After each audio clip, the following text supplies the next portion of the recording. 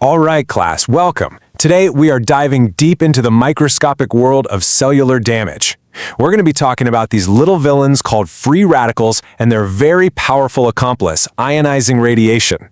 We'll break down exactly how they sabotage our cells, and trust me, understanding this is absolutely critical for your future clinical careers. Okay, so here's our game plan for today. First, we'll define what a free radical actually is, then we'll get into the nitty-gritty of how they cause damage. We'll look at the constant battle between these radicals and our body's defenses, see some real-world clinical examples, and finally, do a special deep dive on ionizing radiation. So first things first, let's meet the main antagonist of our story. To really get a handle on the damage they cause, we first have to understand what makes these molecules so fundamentally unstable and, well, so dangerous. So what in the world is a free radical? Well, the official definition is that it's a chemical species with a single unpaired electron in its outer shell. Now, you remember from basic chemistry, electrons are much happier and more stable when they're in pairs. This lone unpaired electron makes the whole molecule incredibly unstable and super reactive. It's on a desperate mission to find a partner. And that instability is the key to this whole mess. To stabilize itself, that free radical will violently snatch an electron from literally any molecule it bumps into, a lipid, a protein, even our precious DNA. But here's the real kicker. The molecule that just got robbed is now missing an electron, which means it becomes a free radical. And just like that, you've kicked off a destructive domino effect, a chain reaction of theft that just keeps spreading damage through the cell. All right, so we've established this chain reaction. But how this molecular thievery actually translate into real injury to the cell? Well, it turns out there are three main targets that are especially vulnerable to this kind of attack.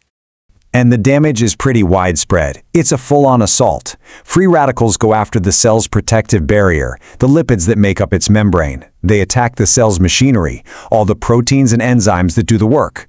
And what's probably most devastating? They go after the cell's genetic blueprint, the DNA itself. Let's take a closer look at this process of lipid peroxidation. It is particularly nasty.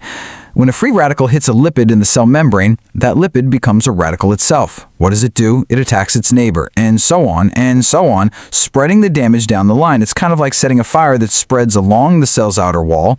This completely compromises the membrane's integrity and can eventually lead to the death of the cell. So you might be wondering, where are all these things coming from? And are our bodies just completely defenseless against this constant threat? Let's take a look at the two sides of this ongoing war inside ourselves.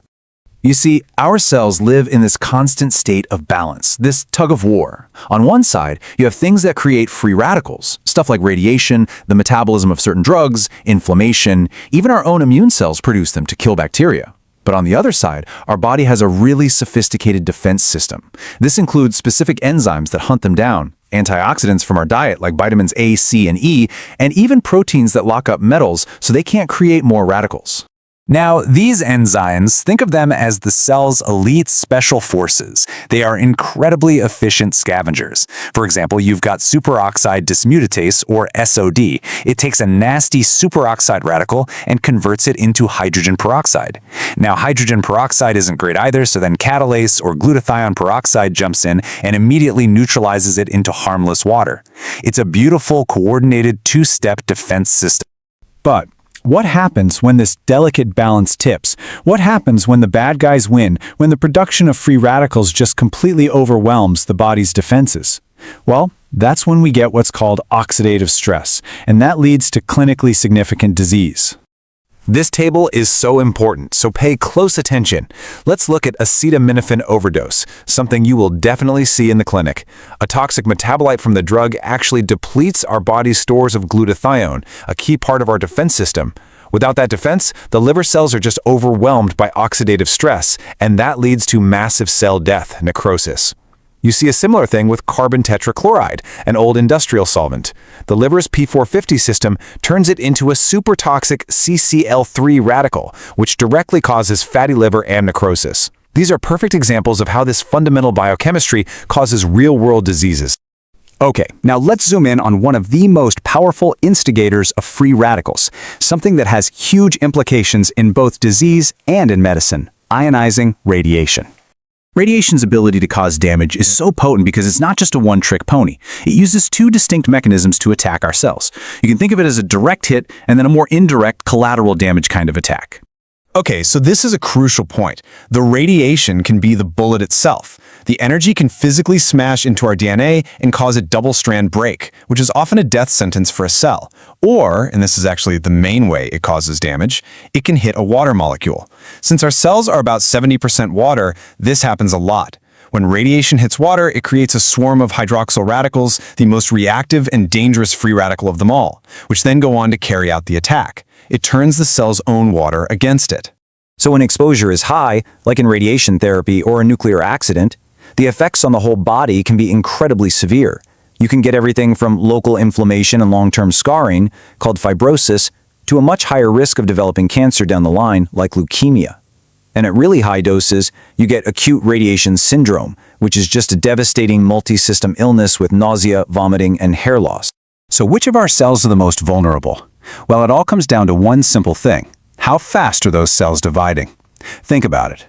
A cell that is constantly copying its DNA to divide is way more susceptible to making a fatal error if that DNA is damaged. And that's exactly why tissues like our bone marrow, the lining of our gut, and our skin get hit the hardest in radiation sickness.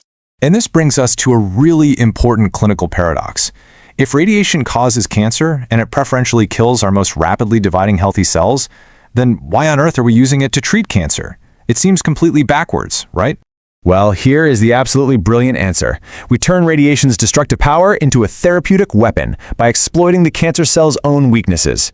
See, first, a lot of tumors have defective DNA repair systems, so they're terrible at fixing the damage we inflict on them.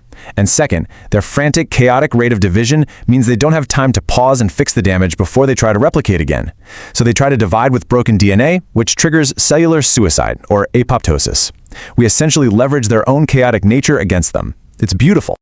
All right, let's do a quick recap of the absolute must-know points. Number 1, a free radical is an unstable molecule that steals electrons and causes destructive chain reactions. Number 2, its main targets are the cell's lipids, proteins, and DNA. 3, our body fights back with hero enzymes like SOD and antioxidants. 4, radiation has a double whammy effect, damaging cells directly and indirectly. And finally, number 5, rapidly dividing cells are the most vulnerable, a principle we cleverly exploit to treat cancer. So, I'll leave you with a final thought to chew on. From aging to neurodegenerative diseases to cancer, free radical damage is a common thread that runs through so much of pathology. So as you continue your studies, think about this. How can manipulating these fundamental pathways totally revolutionize how we treat disease in the future? Thanks so much for joining me today.